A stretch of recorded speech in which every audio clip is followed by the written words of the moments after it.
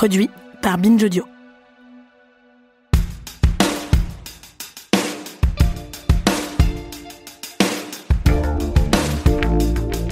Partout en Europe, partout dans le monde occidental, le même constat. Les années 2020 sont marquées par l'essor politique de l'extrême droite. Les mouvements les plus radicaux sont aux portes du pouvoir quand ils n'y sont pas déjà installés. Ce succès, il est en partie porté, relayé, amplifié par un écosystème numérique qui là aussi se déploie de la même façon un peu partout. À savoir des personnalités des réseaux sociaux, des influenceurs et influenceuses au service d'une idéologie raciste, fascisante, dont ils assurent la diffusion auprès d'un nombre grandissant d'internautes. Des jeunes, souvent, pour en faire de futurs électeurs des partis d'extrême droite. Aujourd'hui, on va tester si le gauchisme est par balle. Vous savez qu'il y a 6% de personnes dans notre pays qui votent pour le parti de Jean Mélenchon. Peut-être qu'ils seront démunis si il y a quelque chose de pas prévu qui se passe. Il y a des chances. Dans les années prochaines. Et on va voir si le matériel de base du mec qui vote Jean-Luc Mélenchon va lui permettre en fait de résister à la potentielle attaque d'un terroriste sur notre territoire. Pour tous les gens qui se diraient que non, c'est dangereux que les citoyens soient armés parce que les armes ça tue. Moi je parle de se défendre, mais non, les armes ça tue, ça sauve pas. Faut savoir que aux États-Unis sont évités par an 2 500 000 crimes grâce à des citoyens armés. Salut à tous, c'est Thaïs. Aujourd'hui, je veux vous parler de l'aspect le plus important de la psychologie féminine dans les relations hommes-femmes. C'est ce qu'on appelle l'hypergamie. Si vous êtes une femme, c'est un aspect de votre personnalité que vous devez maîtriser si vous ne voulez pas finir célibataire à 30 ans. Le tribunal moral absolu de la secte climatiste a décidé, la sanction est irrévocable et vous devez vous repentir vers la décroissance. Je suis le Raptor et je suis de retour pour anéantir l'escroquerie climatiste. Si j'étais vous, je rangerais vos kéfiers et vos drapeaux palestiniens et j'arrêterais de taguer la statue de la République et j'irais bosser tout de suite en fait. Parce qu'en 2027, en fait, c'est le RN qui passe. En France, il s'appelle Papacito, le Raptor dissident, Baptiste Marchais, Thaïs Descuffon, Alice Cordier, etc., etc. Vous les avez peut-être déjà vus apparaître dans votre feed TikTok, sur Instagram ou sur X, anciennement Twitter. Nous, en tout cas, on les y croise régulièrement. Et à force, on a eu envie de comprendre comment et pourquoi leur production était devenue un rouage crucial dans la stratégie d'accès au pouvoir de l'extrême droite. C'est ce qu'on va faire dans cet épisode et dans le suivant. Je suis Thomas Rozek et vous écoutez Programme B.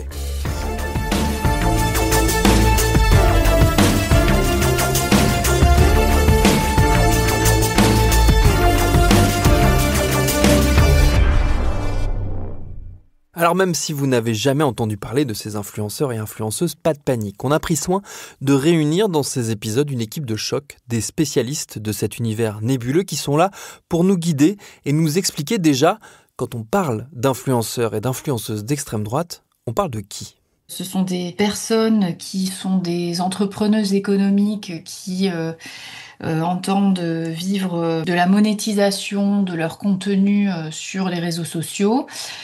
Magali Della Souda, politiste et socio-historienne. Et qui ont un rôle d'influence, c'est-à-dire qu'elles ont aussi une fonction et une ambition de conversion de l'opinion publique, de formation de l'opinion publique à leurs idées. Des idées qui, effectivement, sont positionnées à l'extrême droite sur l'échiquier politique, à la fois sur le plan socio-économique et puis sur le plan des valeurs, puisqu'elles défendent un certain nombre de valeurs conservatrices. Aujourd'hui, on a une sphère d'influence d'extrême droite en ligne. Pierre Plotu, journaliste à Libération. Qui est pléthorique, nombreuse, qui réalise des audiences, des scores, qui a une implication politique, un impact en politique et un impact dans la population. Au cœur de tout ça, il y a quand même des personnalités qui sont les influenceurs eux-mêmes. Et en fait, la performativité, à mon sens, de ces influenceurs, elle doit être comprise aujourd'hui à l'aune du fait que ce sont des bébés Internet. En fait, cette histoire, c'est celle d'une génération qui grandit en même temps que naît un nouveau canal qui devient lui-même, qui est en passe de devenir hégémonique. Il y a eu la presse écrite, puis il y a eu la radio, puis il y a eu la télévision. Aujourd'hui, il y a Internet. L'extrême droite française, en tout cas, a investi Internet à chaque étape en fait de l'arrivée en fait d'Internet au sein de nos foyers et de nos vies. Maxime Massé, journaliste à Libération. Un exemple très simple, c'est que le Front National est le premier parti à avoir, attention boomer, une page Minitel. Dès que l'extrême droite s'est rendu compte qu'on pouvait avoir accès directement à la personne sans passer par un filtre, il l'a investi. Le Front National, c'est aussi le premier parti à avoir une page Facebook. Ils vont aussi, l'extrême droite radicale, très massivement investir les blogs quand, entre 2000 et 2010, ça va être la grande ruée vers les blogs. Ils vont aussi investir... Alors là, ils sont un peu en retard sur la question du podcast, mais ils s'y mettent aussi. De nombreuses personnalités d'extrême droite radicale ont lancé leur propre podcast. Je pense notamment à Jean-Eudes Gana, l'ancien chef de l'Alvarium, ou à Victor Robert, le chef d'Academia Christiana. À chaque fois qu'il y a eu en fait l'éclatement d'une bulle internet sur un élément précis, l'extrême droite s'est ruée dessus parce que c'est un espace désintermédié où on peut s'adresser directement, sans filtre, à l'auditeur, au spectateur ou au lecteur. L'extrême droite et toutes les figures qui sont associées, plus ou moins professionnelles d'ailleurs, pas seulement les influenceurs, elles ont gagné une position sur le web. Benjamin Teinturier, doctorant en sciences politiques. C'est maintenant totalement naturel que ces acteurs soient là. Plus personne ne questionne ou conteste leur position. Au début du web, au début des années 2000, évidemment, il n'y avait pas d'acteurs pour contester ça, puisque le web était encore en train de se créer, et tout un tas de figures de l'extrême droite ont profité de cette espèce d'espace alternatif. Après, il y a eu tout un tas de dispositifs de modération qui sont installés sur le web, de curation, de tout un tas de contenus, et qui auraient pu questionner la position de ces acteurs dont certains portent un discours antidémocratique, violent, radical. Mais maintenant, ces acteurs, de fait, ces acteurs ne contestent pas la position de tous ces influenceurs, figures politiques, qui occupent une position de fait qui n'est plus du tout contestée. On pourrait distinguer trois vagues d'influenceurs. Tristan Boursier, docteur en sciences politiques. La première vague serait autour des années 2010, avec des profils qui sont aujourd'hui pas vraiment connus, comme Hervé Ryssen ou Vincent Renoir. Donc qui sont des personnes qui sont issues de l'extrême droite radicale. Par exemple, Vincent Renoir, c'est un négationniste notoire qui a été condamné, qui est proche de Rivarol. Et dans cette vague-là, il y en a deux qui vont émerger, qui sont aujourd'hui toujours très connus, qui sont Dieudonné et Alain Soral. Et c'est vraiment Alain Soral, autour des années 2010, qui va préfigurer le phénomène actuel des influenceurs, en faisant des vidéos face caméra, plutôt longues, mais avec un sens de la mise en scène et du suspense qui est très travaillé. Il faut comprendre que, et c'est quelque chose que la science politique montre aujourd'hui, l'extrême droite, de plus en plus, elle fait tomber la distinction entre parti et mouvement. Benjamin Teinturier. On parle beaucoup de parti-mouvement dans l'extrême droite. On fait tomber la distinction entre parti et mouvement. Ça signifie que un parti, c'est fait pour gagner des élections. Un mouvement, c'est fait pour faire passer des idées. Qui est une étape pendant laquelle des acteurs encore très proches du militantisme traditionnel, du parti en tant que tel, sont arrivés, et du militantisme de parti, ont investi ces techniques. Je pense à cette technologie numérique. Je pense à Alain Soral, je pense à Dieudonné, évidemment, mais bien d'autres. À Saïm Laibi, Farid Abelgoul, etc.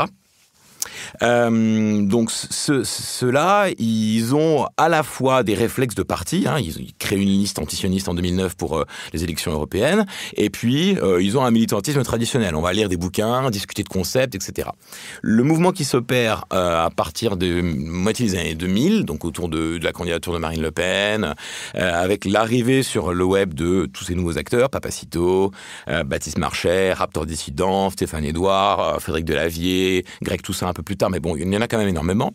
Ceux-là, dans leur discours, on perd l'aspect militant traditionnel, c'est-à-dire le concept, c'est-à-dire la discussion d'idées, pour aller davantage vers des conversations sur la vie de tous les jours. Et on va greffer comme ça, ce discours greffe tout un tas de valeurs, qui sont des valeurs qui vantent une France d'antan, qui vantent un ordre naturel, hiérarchique du monde, qui est reconnu comme étant fonctionnel, et tout ce qui s'éloigne de cet ordre est qualifié plutôt de situation décliniste. C'est le déclin qui fait qu'on s'éloigne de la France de Saint-Louis. Voilà, je caricature un peu le discours, mais c'est ça. Donc, petit discours sur l'histoire, sur la gastronomie, sur ce que c'est que d'être un homme, une figure virile un petit peu à l'ancienne, et un éloignement évidemment vis-à-vis des formes traditionnelles de la participation politique des partis et des mouvements.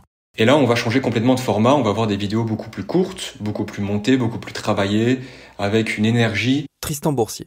Qui va beaucoup s'inspirer des modes à l'époque sur les médias sociaux, et notamment sur YouTube, qui vont appeler à générer beaucoup plus de clics et de réactions, notamment par leur ton provocateur. Et aujourd'hui, on pourrait peut-être, autour des années 2024-2025, distinguer une nouvelle vague d'influenceurs qui, elle, est beaucoup plus difficile à nommer et identifier parce que le phénomène semble s'être élargi avec une démultiplication de micro-célébrités qui vont contribuer à la diffusion des idées d'extrême droite par mimétisme et par la production de contenus qui parfois vont avoir une viralité très importante mais qui en moyenne va être plutôt faible. Et aujourd'hui, la vague plus récente qui est celle des influenceurs qui vraiment souscrivent à toutes les lois du néolibéralisme, les Alexis Chance, la menace, voilà, très influencés par ce qui se passe en ce moment aux États-Unis. Benjamin Teinturier. Là, il est beaucoup moins question de politiser, ou en tout cas de s'attacher à des chevaux de bataille traditionnels de l'extrême droite, mais davantage de parler d'un mode de vie, qui est réussi, en tout cas un modèle de réussite qui est celui de la famille patriarcale traditionnelle. La séduction, c'est comme un entretien d'embauche, où le candidat est un homme et le recruteur est une femme. Il y a une question interdite, celle que les hommes n'ont pas le droit de poser aux femmes sous peine de passer pour de gros réacs machos. Cette question, c'est la question du body count. S'ils sont tant opprimés, pourquoi les lobbies et les associations féministes sont-ils financés par de grandes organisations et soutenus par des gouvernements mondiaux? Pourquoi les féministes sont-elles toujours invitées dans les médias à exprimer leur point de vue, et ce, quel que soit le bord politique de ces médias? Pourquoi ne donne-t-on pas la parole aux femmes qui défendent un autre point de vue, plus traditionnel? La question des influenceuses d'extrême droite en elle-même, c'est un sujet, car c'est un segment bien spécifique de la fachosphère, un segment étudié de près par Magali Della Souda qui a signé en 2022 un livre, Les nouvelles femmes de droite, aux éditions Hors d'atteinte, qui s'intéresse notamment à certaines de ces personnalités parfois très différentes. Certaines s'adressent à un public mixte, d'autres s'adressent à un public plutôt féminin, en promouvant une image renouvelée de la féminité de droite radicale ou d'extrême droite. C'est-à-dire que c'est moins la famille qui est mise en avant qu'une certaine manière d'être femme dans les sociétés contemporaines et une patrimonialisation d'une certaine vision de la liberté des femmes, de leur relative autonomie est mise en avant dans ces contenus-là. Je pense par exemple à ce qu'a pu faire Solveig Mineo, créatrice du média Bellika, qui est un média en ligne qui s'adressait aux femmes de droite, qui avait vraiment une visée de promotion d'une certaine forme de modernité, d'autonomie et d'émancipation féminine, mais dans une perspective de bataille culturelle et de conflit des civilisations entre l'Occident et l'Orient, incarné par l'islam. Et puis, je pense à une autre influenceuse des années 2010, Virginie Vota, qui, après avoir fait des blogs de beauté naturelle, notamment dédiés aux cheveux, à la chevelure féminine, s'est lancée dans l'influence nationaliste. Et elle visait plutôt des hommes avec un discours très traditionnel sur le rôle des femmes et le rôle des hommes dans la société, avec une image tout de même assez subordonnée du rôle féminin vis-à-vis des hommes, et de faire valoir des masculinités. Et ces deux types d'influenceuses, on les retrouve aujourd'hui finalement avec Thaïs Descuffon, ancienne porte-parole de Génération Identitaire, qui a développé son entreprise de coaching en séduction destinée aux hommes, où elle défend une vision des femmes très traditionnelle, devant être dans la séduction par rapport aux hommes, mais aussi dans une certaine forme de soumission à un projet de civilisation où il faut refaire des couples de blancs, des couples occidentaux, et préserver une certaine pureté des femmes, donc avec une critique de ce concept de body count, par exemple, des femmes qui auraient eu trop d'expériences sexuelles avant le mariage ou avant la rencontre avec l'homme qui leur est destiné. Et puis donc d'autres modèles de féminité incarnés par les militantes de Némésis, qui se définissent ni par rapport au couple ni par rapport à la famille, mais qui se définissent par rapport au fait d'être des femmes qui ont envie d'aller et venir librement dans l'espace public. Les frontières de ces influenceurs sont de plus en plus floues et ils semblent intégrer, faire une sorte de syncrétisme avec d'autres mouvements idéologiques et d'autres mouvements sociaux. Tristan Boursier. Et notamment la manosphère, la sphère du masculinisme, semble être en partie phagocytée par ces influenceurs d'extrême droite. Il y a une historienne qui s'appelle Christine Barr qui parle de intersection des haines. Ça explique bien comment des personnes qui ont des intérêts pourtant divergents, en tout cas une vision de la société qui est malgré tout divergente, même s'ils ont des points communs, arrivent à se mettre d'accord sur notamment quels sont leurs adversaires politiques. Évidemment, ils influencent la pratique politique. Moi, je dirais que, notamment, ce en quoi ils sont importants, c'est qu'ils normalisent Benjamin Teinturier. Une façon de considérer les problèmes politiques. C'est-à-dire de considérer qu'un problème politique, c'est pas le résultat de la politisation par une association, des chercheurs, des journalistes, par l'enquête en fait, d'un problème. C'est comme ça qu'un problème politique se constitue normalement, dans une démocratie en bonne santé. À l'opposé, vous avez une forme de politisation qui est simplement la politisation par le bon sens. Et plutôt que de comprendre que les vagues migratoires, elles sont dues à des logiques entre États, des logiques postcoloniales, de déstabilisation de certains équilibres dans des régions au Moyen-Orient, etc., par des logiques très importantes et mondiales, plutôt que de comprendre ça et de comprendre la vraie racine du mal, eh ben non, le bon sens veut que le problème, ce soit l'immigré, le problème, ce soit le musulman, le problème, ce soit le rome, le problème, ce soit l'asiatique, etc. La construction de problèmes politiques en faisant finalement des problèmes de bon sens, ça, c'est quelque chose qui est très influent dans la rhétorique aujourd'hui de Jordan Bardella et avant de Marine Le Pen et encore avant de Jean-Marie Le Pen. Donc l'adéquation et la normalisation de cette façon-là de penser et de politiser les choses, elle est importante. Chacun a un travail spécifique. On peut les voir à travers un modèle de division du travail. Tristan Boursier. Où le RN serait beaucoup plus en tout cas à l'heure actuelle, dans la normalisation, tandis que les influenceurs pourraient encore aller plus du côté de la radicalisation et permettraient de faire passer des idées qui, elles, sont encore pas connues du grand public, mais qui sont extrêmement connues des groupuscules d'extrême droite, vers justement un plus large public. On peut comprendre leur activité aussi comme une réalisation de la stratégie métapolitique. C'est quelque chose qui a été développé par la nouvelle droite dans les années 60-70, à un moment où les forces progressistes étaient très fortes et où l'extrême droite se demandait comment elle allait faire pour surtout convaincre en masse de son agenda politique qui était encore très proche du fascisme et dans une situation où la Seconde Guerre mondiale était encore fraîche dans les mémoires. Donc l'idée, c'était de viser une bataille sur le long terme et de pas tout de suite concourir à la bataille des urnes. Donc on peut résumer la métapolitique par l'idée qu'il faut d'abord mener la bataille des idées avant de mener la bataille des urnes, et ça passe par la séduction des intellects et des cœurs. Alain de Benoît, l'un des porte-paroles les plus connus de la nouvelle droite. Alain de Benoît, qui combat l'idéologie égalitaire, prône la mise en place d'un nouveau pouvoir culturel. Il y a ce qu'on peut appeler une sorte d'idéologie implicite dans l'esprit des gens, un certain nombre de valeurs, de contre-valeurs, et que ces valeurs et ces contre-valeurs se rattachent essentiellement à une idéologie égalitaire de gauche, et que la diffusion sur une très large échelle de cette idéologie dominante explique, dans une large mesure, l'avenue au pouvoir de la gauche politique.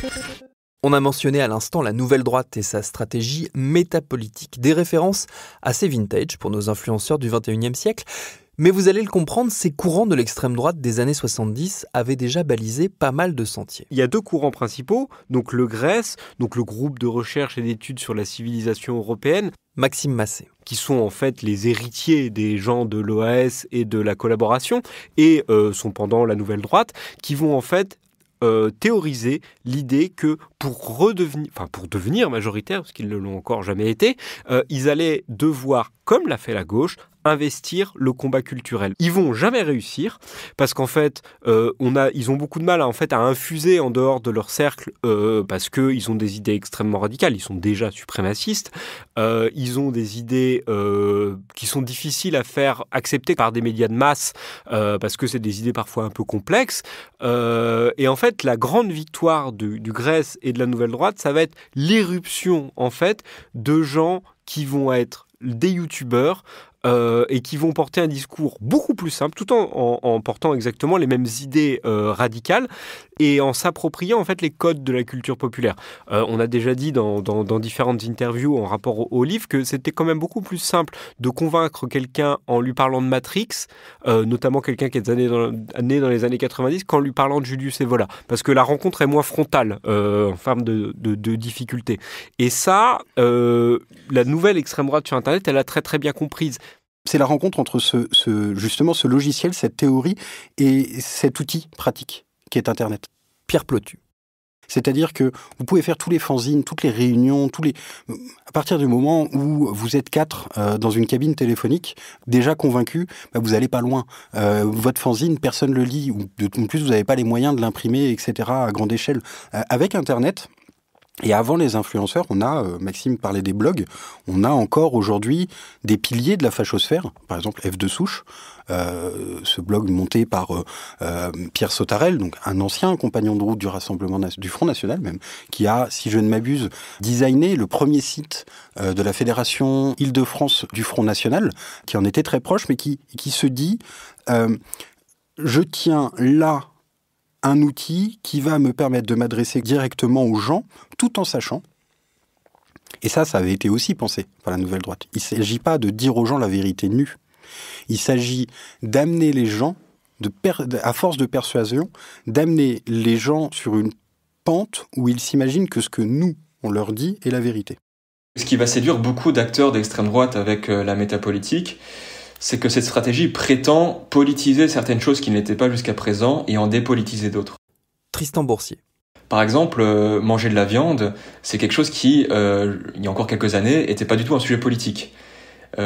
Certains acteurs écologistes essaient de le porter comme un sujet politique dans les grands médias, mais je pense que les acteurs plutôt réactionnaires et conservateurs, eux, ont réussi davantage à le porter comme un marqueur idéologique vers la droite, puisqu'aujourd'hui, rien que le fait d'avoir dans une vidéo un Baptiste Marchais qui fait un repas avec, par exemple, un Jean Lassalle, en train de manger des énormes steaks, ça suffit pour avoir un effet de dog whistling à un public qui sait que manger de la viande, ça peut offenser certaines personnes. Ça rencontre aussi une consommation d'Internet parce que Pierre Plotu. Autour de la table, on se met en scène, c'est un peu comme si là, nous, on était en train de se filmer, parce que il n'y a pas de secret, on se connaît, on s'apprécie, et on discute aussi un peu à bâton rompu. Là, c'est un peu le même principe, mais en plus, on est filmé.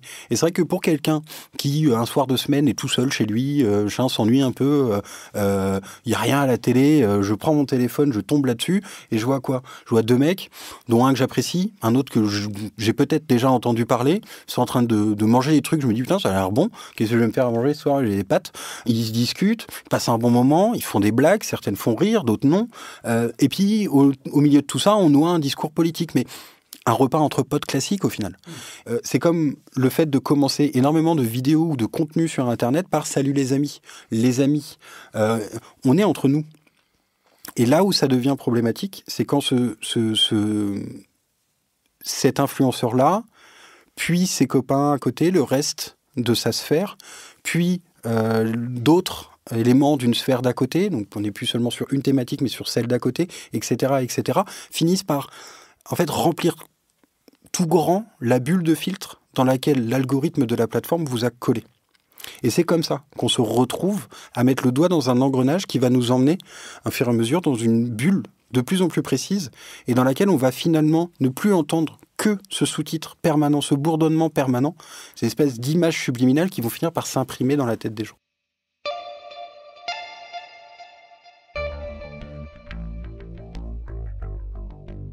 Par quel stratagème justement ces images finissent par rentrer dans nos têtes puis dans nos bulletins de vote ?